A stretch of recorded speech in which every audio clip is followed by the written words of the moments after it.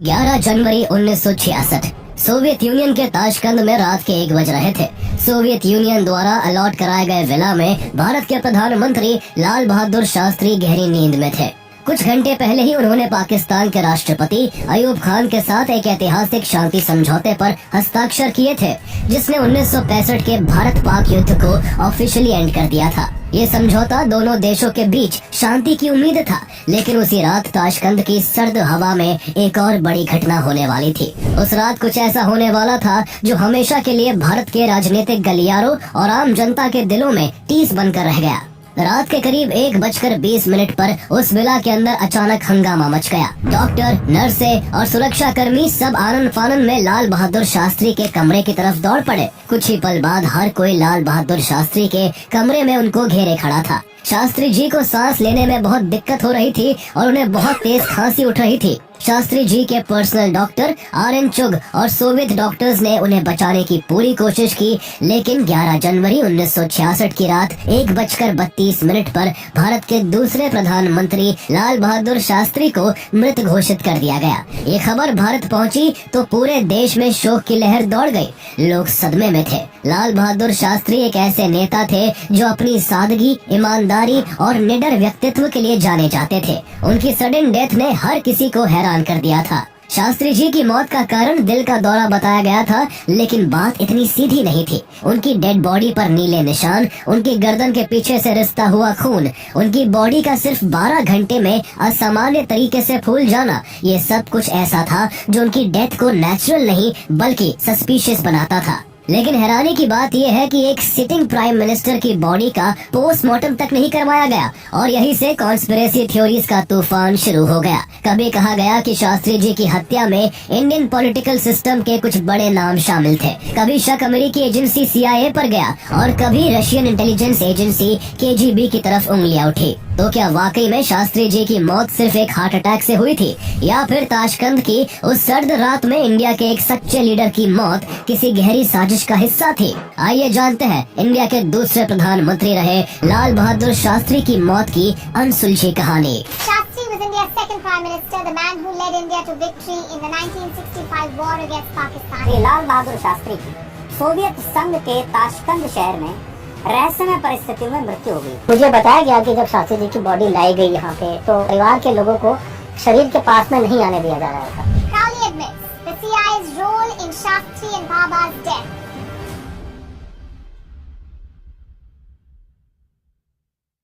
लाल बहादुर शास्त्री का जन्म 2 अक्टूबर 1904 को उत्तर प्रदेश के मुगल सराय में हुआ था। उनके पिता शारदा प्रसाद श्रीवास्तव एक स्कूल टीचर थे।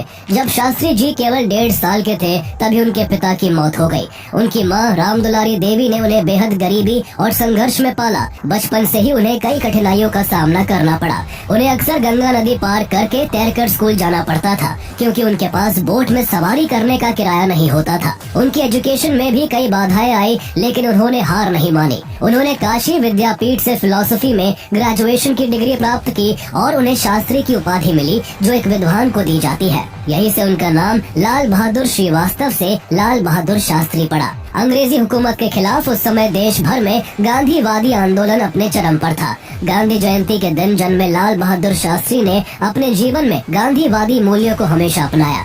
वो गांधी जी के नॉन कोऑपरेशन मूवमेंट से इंस्पायर्ड होकर स्वतंत्रता संग्राम में कूद पड़े। उनको कई बार जेल जाना पड़ा। जेल में भी उन्होंने कई बुक्स को स्टडी किया और मल्टीपल सब्जेक्ट्स एंड आइडियोलॉजीज पर अपनी समझ विकसित की। आजादी के बाद शास्त्री जी ने कांग्रेस पार्टी के भीतर महत्वपूर्ण भूमिकाएं निभाई। 1946 में उन्हें उत्तर प्रदेश का पार्लियामेंट्री सेक्रेटरी, 1951 में ऑल इंडिया कांग्रेस कमेटी का महासचिव और 1952 में रेलवे मिनिस्टर बनाया गया। जब लाल बहादुर शास्त्री रेल मंत्री बने तब उन्होंने अपनी मां को ये नहीं बताया था कि वो रेल मंत्री है। उन्होंने अपनी मां से कहा था कि वो रेलवे में नौकरी करते हैं। 22 नवंबर 1956 को तमिलनाडु के अरियल्लूर में एक बड़ा ट्रेन एक्सीडेंट हुआ था, जिसमें 150 से ज्यादा लोगों की जान चली गई। इस घटना से शास्त्री जी बेहद आहत हुए और उन्होंने दुर्घटना की की नैतिक जिम्मेदारी लेते हुए रेलवे मिनिस्टर के पद से इस्तीफा दे दिया। उनका ये कदम उनकी ईमानदारी और हाई मोरल वैल्यूज का एक एग्जाम्पल था। रेलवे मिनिस्टर के बाद लाल बहादुर शास्त्री ने home minister, minister of commerce and industry और मिनिस्टर विदाउट पोर्टफोलियो जैसे पदों पर रहकर काम किया।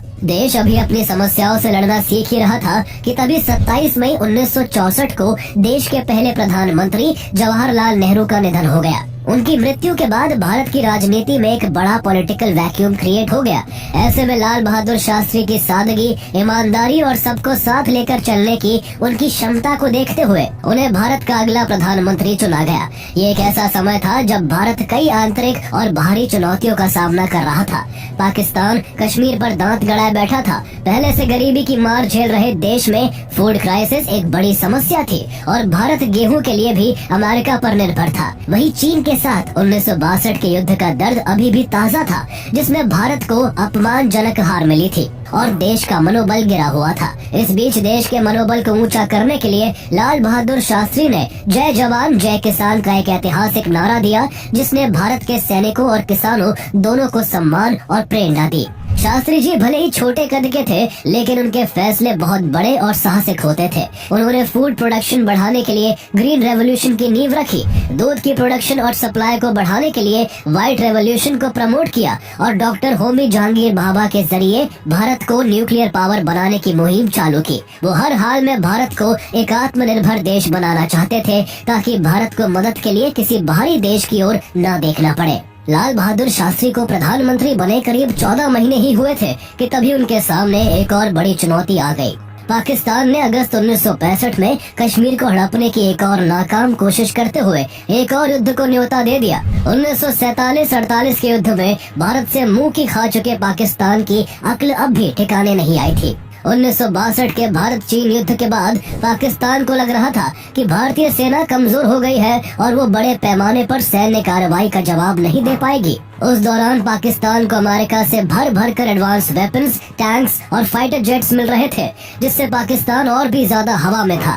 इसलिए पाकिस्तान ने भारत की जमीन पर कब्जा करने के इरादे से अगस्त 1965 में ऑपरेशन जिब्राल्टर शुरू किया, जिसके तहत जम्मू कश्मीर में छोटी छोटी टुकड़ियों में घुसपैठिए भेजे जाने थे, जिन्हें पाकिस्तानी सेना ने जिब्राल्टर फोर्स नाम दिया। लगभग 40,000 मुजाहिदीन और रेगुलर फोर्स के हजारों सैनिकों को लाइन ऑफ कंट्रोल के पार जम्मू कश्मीर में घुसपैठ करवाई गई। ये पाकिस्तान की एक सीक्रेट प्लानिंग थी, जिसमें कश्मीर की मुस्लिम कम्युनिटी में विद्रोह भड़काकर उन्हें भारत सरकार के खिलाफ करने और फिर हमला करने की तैयारी थी।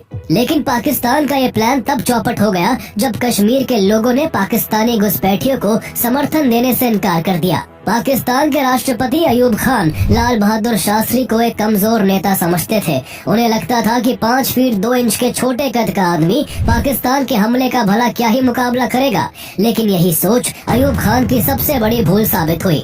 लाल बहादुर शास्त्री के नेतृत्व में भारतीय सेना ने वो काम किया जो उससे पहले कभी नहीं हुआ था।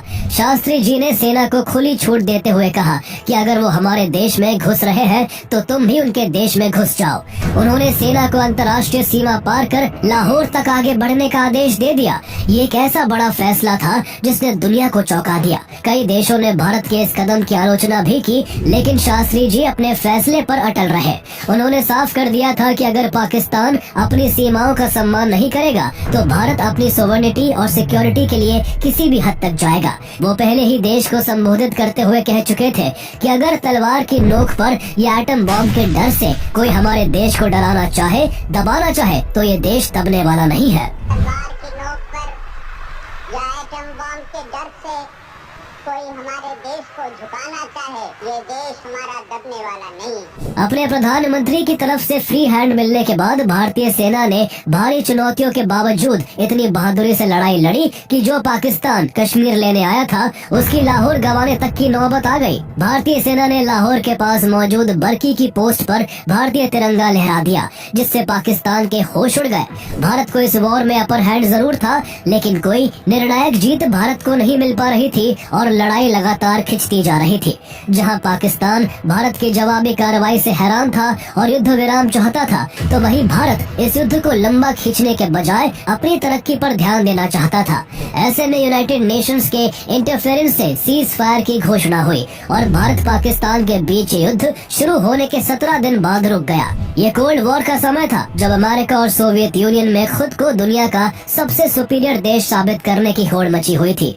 सोवियत यूनियन भी दुनिया में शांति ला सकता है, ये साबित करने के लिए सोवियत ने भारत और पाकिस्तान के बीच शांति समझौता कराने की पेशकश की। दोनों देश सोवियत के इस मीडिएशन के लिए तैयार हो गए। इस बातचीत के लिए उज्बेकिस्तान के ताशकंद को चुना गया, जो उस समय यूएसएसआर का एक महत्वपूर्ण शहर था। उस जगह को इसलिए भी चुना गया था क्योंकि ये दोनों देशों से ज्योग्राफिकली दूर था, जिससे न्यूट्रलिटी बनी रहती। युद्ध 23 सितंबर 1965 को रुका था, जिसके लगभग 3 महीने बाद 3 जनवरी 1966 के आसपास प्रधानमंत्री लाल बहादुर शास्त्री ताशकंद के लिए रवाना होते हैं। उनके साथ एक छोटा प्रतिनिधि मंडल था, जिसमें उनके निजी doctor R N. Chugh, personal assistant MM.N. Sharma, personal secretary Jagannath Sahay, विदेश मंत्रालय के संयुक्त सचिव LK Jha, media adviser Kuldip Nayar और सुरक्षा अधिकारी R. कपूर शामिल थे। ताशकंद में उन्हें सोवियत सरकार द्वारा अलॉट कराए गए विला में ठहराया गया। ये विला सोवियत संघ के स्टैंडर्ड्स के अकॉर्डिंग था,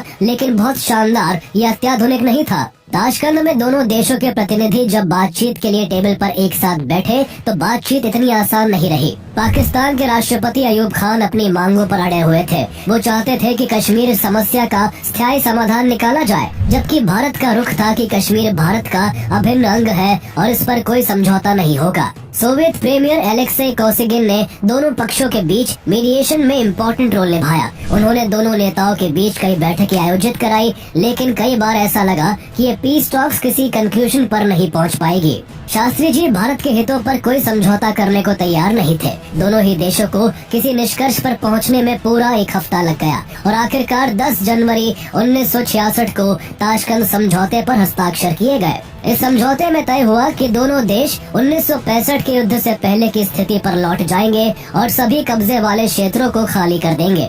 इस तरह इस समझौते के तहत भारत ने 1965 की जंग में जो हाजी पीर पास जैसा स्ट्रेटेजिक रीजन जीता था, वो भी पाकिस्तान को वापस करना पड़ा। ताशकंद समझौते में ये भी तय हुआ कि दोनों देश एक दूसरे के इंटरनल मैटर्स में इंटरफेयर नहीं करेंगे और फ्रेंडली रिलेशंस बनाए रखेंगे। अग्रीमेंट पूरा होने की खुशी में उसी दिन शाम को एक पार्टी रखी गई, जहां सोवियत प्रीमियर एलेक्सी कोसिगिन ने शास्त्री जी का गर्मजोशी से स्वागत किया। हर कोई एक दूसरे को इस समझौते के लिए बधाई दे रहा था। करीब 1.5 घंटे तक रिसेप्शन में पाकिस्तानी और सोवियत डेलीगेशंस के साथ समय बिताने के बाद शास्त्री जी वहां से निकलकर रात करीब 10:15 पर विला में वापस आ गए। लाल बहादुर शास्त्री को अपनी टीम के साथ अगली सुबह अफगानिस्तान के काबुल के लिए रवाना होना था, इसलिए वो टाइम से सोना चाहते थे। सोने से पहले कुछ देर उन्होंने अपने डेलीगेशन के मेंबर से बातचीत की। उन्होंने कहा कि अगर अयूब खान जैसा लीडर पाकिस्तान में रहा, तो भारत और पाकिस्तान के बीच रिश्तों में नया चैप्टर शुरू हो सकता है। इसके बाद शास्त्री जी ने अपने स्टाफ मेंबर रामनाथ से कुछ हल्का फुल्का खाना लाने को कहा।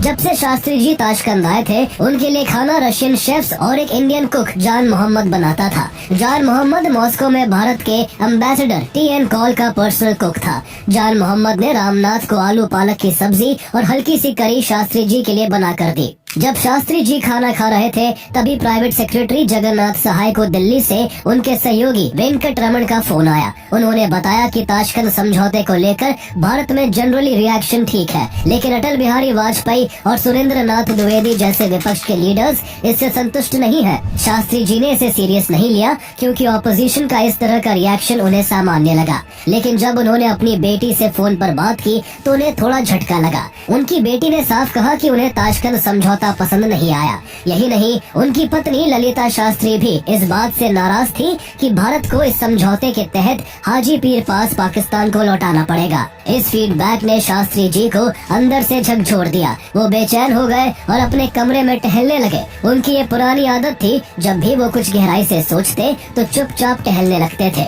इसी दौरान डॉक्यूमेंट्री फिल्म मेकर प्रेम वैद्य, जो ताशकंद पीस टॉक्स में शास्त्री जी के डेलीगेशन का हिस्सा थे, वो शास्त्री जी की कुछ फोटोज लेना चाहते थे, लेकिन उन्हें उस समय अंदर जाने की इजाजत नहीं दी गई। इसलिए उन्होंने बाहर खिड़की से ही शास्त्री जी का एक शॉर्ट वीडियो रिकॉर्ड किया। किसी को क्या पता था कि ये वीडियो शास्त्री जी की जिंदगी का आखिरी वीडियो साबित होगा। कुछ देर बाद शास्त्री जी सोने चले गए। उनको सोने से पहले दूध पीने की आदत थी, इसलिए उन्हें दूध दिया गया। इस समय तक विला का माहौल शांत था और सब लोग समझौते की खुशी मना रहे थे। सोवियत सुरक्षा कर्मी विला के बाहर और भीतर तैनात थे। रात 1 बजे के बाद शास्त्री जी को खांसी उठी और वो बेड से उठ गए। घबराहट के बीच ही वो किसी तरह उठकर उस कमरे तक पहुँचे जहाँ उनके सहयोगी ठहरे थे।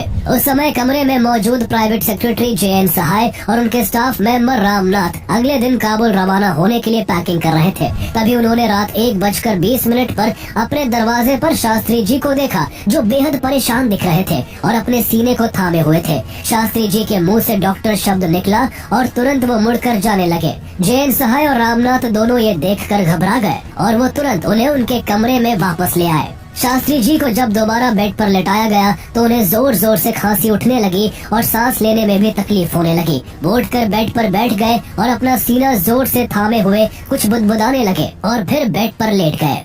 खबर मिलते ही रात करीब 1:25 पर डॉक्टर RN चुग भी वहां पहुंचे, लेकिन तब तक शास्त्री जी की हालत पहले से भी काफी बिगड़ चुकी थी और उन्हें सांस लेने में बेहद तकलीफ हो रही थी। डॉक्टर चुग ने शास्त्री जी को इंट्रामस्कुलर इंजेक्शन भी दिया, लेकिन इसका कोई असर नहीं हुआ। इसके ठीक 3 से 4 मिनट के भीतर शास्त्री जी बेहोश हो गए। एक आखिरी कोशिश करते हुए डॉक्टर चुग ने शास्त्री जी को CPR भी दिया, लेकिन सारी कोशिशें बेकार साबित हुई। डॉक्टर चुग की आंखें आंसुओं से भरी हुई थी। उन्होंने बेहोश लेटे हुए शास्त्री जी से रोते हुए कहा, बाबूजी, आपने मुझे समय नहीं दिया। शास्त्री जी का कमरा, जो थोड़ी देर पहले बिल्कुल खाली था, वो अब सोवियत डॉक्टरों, भारतीय अधिकारियों और सुरक्षा कर्मियों से भर चुका था। हर किसी के चेहरे पर एक अजीब सी शिकन नजर आ रही थी। सोवियत प्रीमियर एलेक्सी कोसिगिन को भी तुरंत सूचित किया गया और वो भी कुछ ही मिनटों में विला पहुंचे।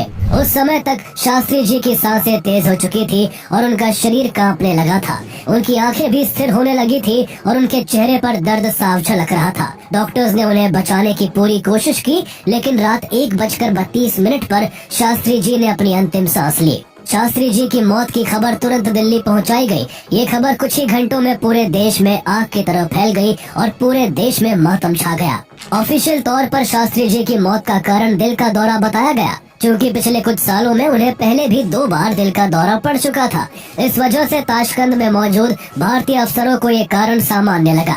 लेकिन एक प्राइम मिनिस्टर की एक बड़े इंटरनेशनल समझौते पर साइन करने के कुछ ही घंटों बाद विदेशी धरती पर अचानक मौत हो जाना, ये बात अपने आप में एक बड़ा सवाल था। लेकिन इसके बावजूद उनकी मौत के कारण को कंफर्म करने के लिए उनका पोस्टमार्टम ना तो सोवियत यूनियन और ना ही भारत में हुआ। और जब शास्त्री जी की बॉडी को भारत लाया गया तो ऐसा कुछ देखने को मिला जिसने उनकी मौत के रहस्य को इतना गहरा दिया जो आज तक नहीं सुलझ सका। जब शास्त्री जी का शव भारत लाया गया तो उनकी पत्नी ललिता शास्त्री, उनके बेटे अनिल शास्त्री और सुनील शास्त्री ने देखा कि शास्त्री जी का शव नीला पड़ चुका था। उनकी बॉडी इतनी फूल गई थी कि जब हिंदू रीति रिवाज के अनुसार उनके शव को नहलाया जा रहा था तो उनकी बनियान को काटना पड़ा था। जब लाल बहादुर शास्त्री की ताशकंद में डेथ हुई थी, उस समय वहाँ का तापमान 0 से 1 डिग्री सेल्सियस था, यानी मौसम बेहद ठंडा था। इसके बाद बॉडी को इम्बाम भी किया गया था, यानी स्पेशल फ्लूइड्स डालकर बॉडी को खराब होने से रोका गया था। इसके बावजूद महज 12 घंटे के अंदर दिल्ली पहुंचने पर बॉडी का रंग बदल जाना और बॉडी का फूलना, ये सब कुछ बिल्कुल भी नॉर्मल नहीं था। इतना ही नहीं, शास्त्री जी के पेट पर और गर्दन के पीछे कट के निशान भी थे। उनकी गर्दन पर जो कट था वहाँ से खून बह रहा था। चादरें, तकिए और कपड़े सब खून से सने हुए थे। उनकी टोपी तक खून से सनी हुई थी, जिसे आज भी उनके परिवार ने संभाल कर रखा है। ऐसे में ये सवाल उठता है कि आखिर किस हार्ट अटैक में बॉडी नीली पड़ती है और किस हार्ट अटैक में शरीर पर कट्स आते हैं। जब उनकी पत्नी ललिता शास्त्री ने इन बातों पर सवाल उठाए तो वहाँ मौजूद किसी व्यक्ति ने तेजी से शास्त्री जी के शव पर चंदन पोत दिया ताकि बॉडी पर आया नीलापन छिपाया जा सके। बाद में उनकी पत्नी ने सार्वजनिक रूप से कहा भी कि उन्हें शक है कि उनके पति को जहर दिया गया था। उनका ये शक इसलिए भी पुख्ता होता है क्योंकि इतनी संदिग्ध परिस्थितियों में हुई मौत के बावजूद भारत सरकार ने शास्त्री जी का पोस्टमार्टम नहीं कराया था। ऐसा माना जाता है कि सोवियत सरकार ने शास्त्री जी की बॉडी का पोस्टमार्टम कराने की पेशकश की थी, लेकिन भारतीय अधिकारियों ने पोस्टमार्टम कराने से मना कर दिया था। लेखक अनुज धर और मल्टीपल सोर्सेज के अनुसार तत्कालीन भारतीय राजदूत टी.एन. कौल ने पोस्टमार्टम कराने से मना कर दिया था, जिनके कुक जान मोहम्मद ने शास्त्री जी के लिए उनका आखिरी खाना तैयार किया था। कुछ रिपोर्टों में ये भी कहा गया है कि तत्कालीन रक्षा मंत्री वाई.बी. चौहान ने भी यह तर्क देते हुए पोस्टमार्टम से इनकार कर दिया था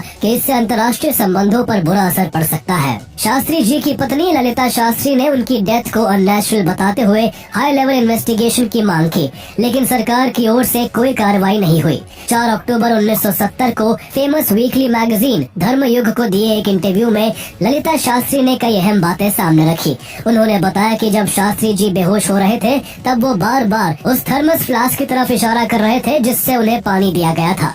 शुरुआत में वहाँ मौजूद डॉक्टर चुक को लगा कि शायद उन्हें प्यास लगी है, लेकिन जब पानी दिया गया तो उन्होंने उसे नहीं पिया। ललिता शास्त्री ने इसी पर संदेह उठाया कि क्या शास्त्री जी को एहसास हो गया था कि उस फ्लास्क में कुछ गड़बड़ है और वो यही बात इशारे से बताना चाह रहे थे। सबसे अहम बात ये थी कि उस थर्मस फ्लास्क को शास्त्री जी अपने साथ लेकर चलते थे, लेकिन उनकी मृत्यु के बाद उस बोतल को वापस भारत नहीं लाया गया और न ही वो बोतल फिर कभी कहीं मिल सकी। शास्त्री जी की पर्सनल डायरी को भी उनके निधन के बाद गायब कर दिया गया। इसके अलावा एक और बात ने शक को और गहरा दिया। शुरुआत में शास्त्री जी को एक होटल में ठहराया जाना था और सभी तैयारियां वहीं की गई थी, लेकिन अचानक आखिरी वक्त पर उनके स्टे को वहां से बदलकर 250 गज दूर एक विला में शिफ्ट कर दिया गया। आज तक ये स्पष्ट नहीं हो पाया कि ऐसा क्यों किया गया। इन तमाम अनसुलझे सवालों और पोस्टमार्टम न कराने की वजह से ये शक गहरा होता चला गया कि क्या भारत के दूसरे प्रधानमंत्री लाल बहादुर शास्त्री की हत्या की गई थी। इसके बाद कई थ्योरी सामने आई जिन्होंने इस मामले को एक जटिल और रहस्यमयी पहेली बना दिया। इनमें से कई कॉन्स्पिरेसी थ्योरीज में दावा किया गया कि शास्त्री जी को जहर दिया गया था, जिससे उनके शरीर पर नीले निशान पड़ गए। इस थ्योरी को उनके परिवार के बयानों से बल मिला। इसके बाद शक की सुई सबसे पहले अमेरिका की इंटेलिजेंस एजेंसी CIA की ओर घूमी। उस समय भारत एक इम्पोर्टेंट जियोपॉलिटिकल मोड़ पर था। कोल्ड वॉर के दौरान अमेरिका नहीं चाहता था कि भारत सोवियत संघ के करीब जाए, खास तौर पर जब भारत अपने न्यूक्लियर प्रोग्राम की ओर तेजी से बढ़ रहा था। इससे जुड़ा एक बड़ा दावा CIA के पूर्व अधिकारी रॉबर्ट क्राउली के हवाले से आया, जिसे पत्रकार ग्रेगरी डगलस की बुक में कोट किया गया है। इन दावों के अनुसार CIA ने भारत के परमाणु कार्यक्रम को रोकने के लिए डॉक्टर होमी जहांगीर भाभा और लाल बहादुर शास्त्री दोनों की हत्या की साजिश रची थी। शास्त्री जी की मौत के ठीक 2 हफ्ते बाद 24 जनवरी 1966 को होमी जहांगीर भाभा की भी एक प्लेन क्रैश में मौत हो गई थी। ये दोनों मामले लगभग एक ही महीने के भीतर होना कोई कोइंसिडेंस नहीं, बल्कि एक सोची समझी साजिश जैसा प्रतीत होता है। इसके बाद एक थ्योरी सोवियत खुफिया एजेंसी KGB की भूमिका पर भी सवाल खड़े करती है। उस दौर में KGB को दुनिया की सबसे खतरनाक स्पाई एजेंसी माना जाता था। कहा जाता है कि KGB इतनी ताकतवर थी कि कभी कभी सोवियत राष्ट्रपति भी उसके ऑपरेशन से अनजान रहते थे। कई इंटरनेशनल नेताओं की असैसिनेशन KGB के लिए आम बात थी। कुछ रिपोर्ट्स में दावा किया गया कि सोवियत संघ भारत को कमजोर करना चाहता था या भारत में किसी ऐसे नेता को स्थापित करना चाहता था जो उनके लिए ज्यादा फेवरेबल हो। शास्त्री जी अपनी स्पष्ट सोच और मजबूती के लिए जाने जाते थे। उन्होंने वियतनाम युद्ध के दौरान अमेरिका की निंदा की थी, ये जानते हुए भी कि इससे भारत को मिलने वाली फूड ग्रेन सप्लाई रुक सकती है। यानी वो किसी के दबाव में आने वालों में से नहीं थे। कहा जाता है कि सोवियत को डर था कि कहीं शास्त्री जी वापस भारत लौटकर इस समझौते से अपना रुख न बदल ले। ऐसा होने पर सोवियत, जो खुद को अमेरिका से सुपीरियर साबित करने में लगा था, उसकी छवि पर बुरा असर पड़ता और इसी वजह से शायद शास्त्री जी को रास्ते से हटा दिया गया। हालांकि इन दावों की पुष्टि करने वाला कोई स्ट्रॉन्ग एविडेंस नहीं मिलता। इसके उलट एक मत ये भी है कि अगर सोवियत को शास्त्री जी को मारना ही होता तो वो इसके लिए अपनी जमीन को नहीं चुनता और न ही भारत सरकार से पोस्टमार्टम करने की इच्छा जताता। कुछ थ्योरीज में ये भी दावा किया गया कि भारत के कुछ शक्तिशाली लोग जो शास्त्री जी की लीडरशिप के अगेंस्ट थे या खुद पावर कंट्रोल करना चाहते थे, वो भी शास्त्री जी की हत्या की साजिश में शामिल थे। ये सबसे संवेदनशील आरोप है, लेकिन भारत सरकार की लाल बहादुर शास्त्री की डेथ को लेकर दिखाई गई नॉन सीरियसनेस से इन आरोपों को बहुत बल मिलता है। शास्त्री जी की मृत्यु के बाद भारत सरकार ने हमेशा यही कहा कि ये एक नेचुरल डेथ थी, लेकिन अटल बिहारी वाजपेयी और डॉक्टर राम मनोहर लोहिया जैसे विपक्ष के कई नेताओं ने इस मौत पर कई सवाल उठाए। राम मनोहर लोहिया ने तो यहाँ तक कहा था कि शास्त्री मरे नहीं, मारे गए थे। उन्होंने भारत सरकार से इन्वेस्टिगेशन की भी मांग की, लेकिन सरकार ने न तो जांच की और न ही सवालों के जवाब दिए। शास्त्री जी का परिवार लगातार जांच की मांग करता रहा, लेकिन हर बार ये मांगे ठुकरा दी गई। लेकिन साल 1977 में जब भारतीय राजनीति में एक बड़ा बदलाव हुआ और चुनाव में कांग्रेस को पछाड़कर जनता पार्टी सरकार में आई, तो ललिता शास्त्री की मांग पर 1977 में समाजवादी नेता राजनारायण के नेतृत्व में शास्त्री जी की मृत्यु की जांच के लिए एक कमेटी का गठन किया गया, जिसे राजनारायण कमेटी के नाम से जाना जाता है। इस कमेटी ने कुछ रिपोर्टें और दस्तावेज इकट्ठा किए और कुछ गवाहों से भी बात की, लेकिन इसे कभी भी आधिकारिक शक्तियां नहीं दी गई और इसकी रिपोर्ट कभी सार्वजनिक नहीं हुई। शास्त्री जी के पर्सनल डॉक्टर RN चुग, जो ताशकंद में उस रात शास्त्री जी के साथ थे, उन्हें भी इस मामले में राजनारायण कमेटी ने पूछताछ के लिए बुलाया था। लेकिन इससे पहले कि वो अपना बयान दर्ज करवाते, उससे पहले ही एक सड़क हादसे में उनकी और उनके परिवार की मौत हो गई। उनकी कार को एक तेज रफ्तार ट्रक ने कुचल दिया था। शास्त्री जी के पर्सनल असिस्टेंट रामनाथ, जो इस केस के एक और अहम गवाह थे, उनके साथ भी एक सड़क हादसा हुआ जिसमें उनकी याददाश्त चली गई। दुर्घटना में उनका एक पैर भी टूट गया और वो विकलांग हो गए। इस केस के सबसे महत्वपूर्ण दोनों गवाहों के साथ हुई ये घटनाएं कई गंभीर सवाल खड़े करती है। इसके अलावा सोवियत यूनियन में भारत के एम्बेसडर रहे TN कॉल के पर्सनल शेफ जान मोहम्मद, जिसने शास्त्री जी के लिए आखिरी खाना तैयार किया था, उससे भारत में कभी कोई जांच नहीं की गई। रिपोर्ट्स के मुताबिक जान मोहम्मद के साथ साथ अहमद सत्तारोव, जो उस रात शास्त्री जी का खाना तैयार करने में उनकी मदद कर रहा था, दोनों पर सोवियत एजेंसियों को शक हुआ था। इसलिए शास्त्री जी की मौत के कुछ घंटे बाद ही दोनों को कस्टडी में लेकर पूछताछ की गई थी। लेकिन भारत सरकार ने कभी इस बात की जानकारी सार्वजनिक नहीं होने दी कि उनसे क्या पूछताछ हुई और क्या जवाब मिले।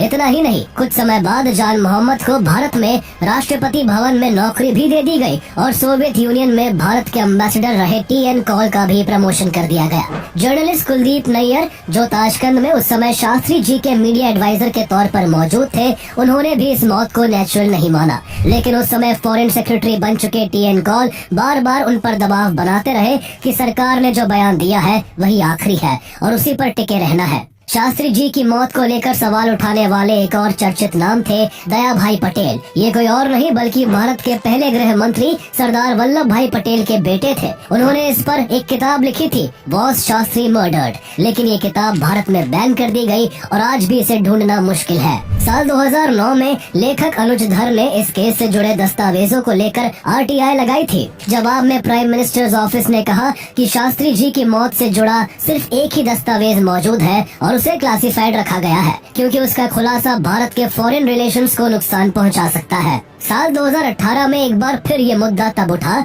जब सेंट्रल इंफॉर्मेशन कमीशन ने मांग की कि शास्त्री जी की मौत से जुड़े दस्तावेजों को पब्लिक किया जाए। उन्होंने राजनारायण कमेटी की रिपोर्ट को भी पब्लिश करने की सिफारिश की, लेकिन सरकार ने जवाब दिया कि ये सारे दस्तावेज क्लासिफाइड है और इन्हें सार्वजनिक नहीं किया जा सकता। इस तरह सरकार का रवैया ही जनता के बीच शक को और गहरा करता गया। ऐसे में सबसे बड़ा सवाल यही है कि अगर सरकार के पास छिपाने जैसा कुछ नहीं है, तो इतने दशकों से अभी तक इस मामले में ट्रांसपेरेंसी क्यों नहीं रखी गई? लाल बहादुर शास्त्री की डेथ आज भी एक अनसुलझा राज है। उनकी मौत एक ऐसी घटना है जो इतिहास में दर्ज तो हो गई, लेकिन उसके पन्ने आज भी अधूरे हैं। उनकी मृत्यु को लगभग 59 साल बीत चुके हैं, लेकिन आज भी वो सवाल जिंदा है कि आखिर देश के दूसरे प्रधानमंत्री लाल बहादुर शास्त्री की मौत कैसे हुई। ताशकंद में उस रात जब लाल बहादुर शास्त्री ने अंतिम सांस ली, तो उन्होंने सिर्फ अपना शरीर नहीं छोड़ा, बल्कि वो पीछे एक ऐसा रहस्य भी छोड़ गए जो भारत के इतिहास में एक अनसुलझी पहेली बनकर रह गया है।